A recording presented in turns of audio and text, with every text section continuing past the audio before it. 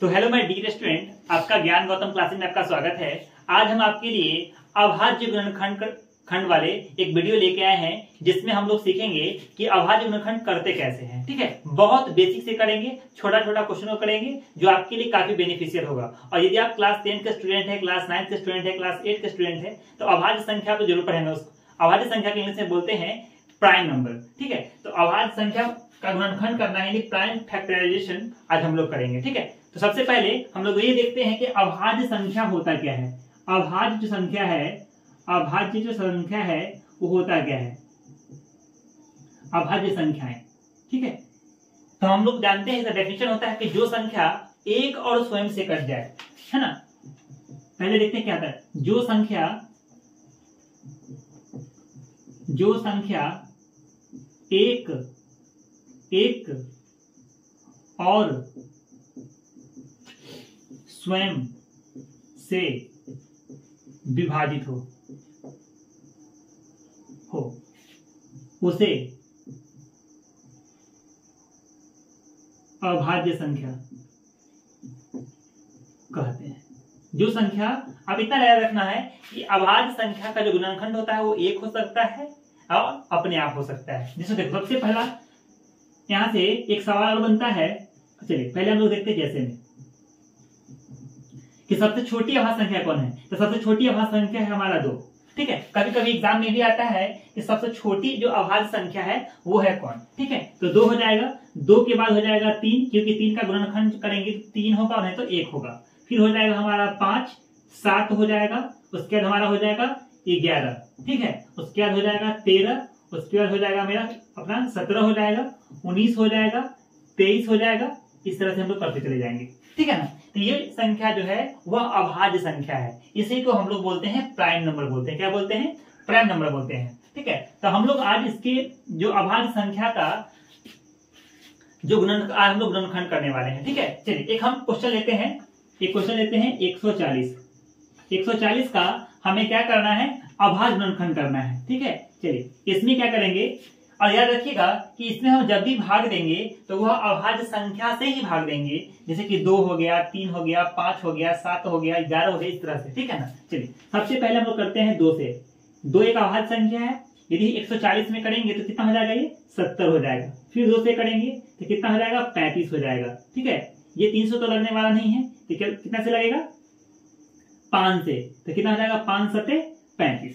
ठीक है, तो 140 का जो हमारे पास गुणनखंड आ गया 2 गुने 2, 2 गुने 2 गुने 5 गुने 7।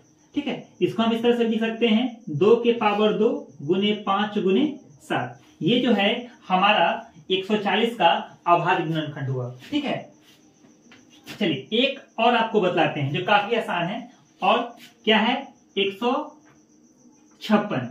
ठीक है ना, चलिए इसमें क्या करेंगे, 2 से करके देखते हैं। 2 से कटने वाला है, क्योंकि इकाई स्थान पे 0 हो, 2 हो, 4 हो, 6 हो, 8 हो, तो ये 2 से कटता है। ठीक है, चलिए 2 से करेंगे तो कितना हो जाएगा, 2 7 14, 1 बचेगा, 2 8 16। फिर 2 से करेंगे तो कितना हो जाएगा, 2 3 6, 2 9 18, यहाँ से 1 बचेगा। चलिए अब यह 3 से कटने वाला है, तो 3 1 कम 3, यहाँ हो जाएगा 3 3 9। तो 156 का जो अभाज्य गुणनखंड होगा वह 2 गुने 3 गुने 13 हो जाएगा। इसको हम इस तरह से भी लिख सकते हैं, पावर के तौर पे, घात के रूप में लिख सकते हैं, 2 के पावर 2 गुने 3 गुने 13। ठीक है, तो एक और क्वेश्चन लेते हैं, वो है हमारा 124। इसका अभाज्य गुणनखंड करना है। ठीक है, चलिए कैसे करेंगे। सबसे पहले कहां से लगाएंगे, अभाज्य संख्या से हमें भाग करना है। 2 से लगाएंगे, कितना हो जाएगा, 2 छक्का 12, यहां से हो जाएगा आपका फिर 2 दूना 4। ठीक है ना, फिर यहां से करते हैं 2 से, कितना हो जाएगा, 2 3 6, 2 एकम 2।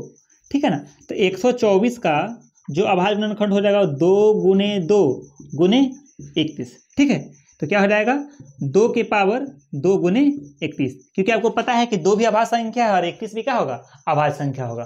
संख्या लेते हैं 32,760। ठीक है, ये संख्या लेते हैं और इसका हम लोग अभाज्य गुणनखंड करते हैं। ठीक है, सबसे पहले यह किससे लगने वाला है, 2 से लग जाएगा, क्योंकि इसके इकाई स्थान पे कितना है, 0 है। चलिए, क्या 2 एकम 2, 2 छक्का 12, 2 तिहाई 6, 2 8 16, फिर यहाँ आ जाएगा आपका 0। ठीक है, चलिए 2 से करते हैं। 2 8 16, इसमें हो जाएगा 1 मरतबे में। ठीक है, फिर यहाँ से आएगा 2 9 18, फिर हो जाएगा 0। 2 से करते हैं, 2 चौका 8, यहाँ पे लेंगे 0 क्योंकि 2 अंक उतारेंगे, और यहाँ 2 9 18, 2 18 हो जाएगा, 2 5 10। ठीक है, चलिए अब ये हमें 3 से डिवाइड होने वाला है, 3 से इसमें भाग लगेगा। ठीक है, तो 3 से करेंगे तो क्या हो जाएगा, 3 एकम 3, 3 तिहाई 9। ठीक है, इसमें से वो 3 छक 18, 3 5 15। फिर यहाँ पे करते हैं 3 से, क्योंकि वह 3 से कटने वाला है, और 3 से हम लोग ऐसे जान जाते हैं क्योंकि इसका योग करेंगे। 6 और 5 कितना हो जाएगा, 11, 11 में 3 जोड़ेंगे कितना हो जाएगा, 14, 14 हो जाएगा 15, क्योंकि 15 3 से विभाजित होता है।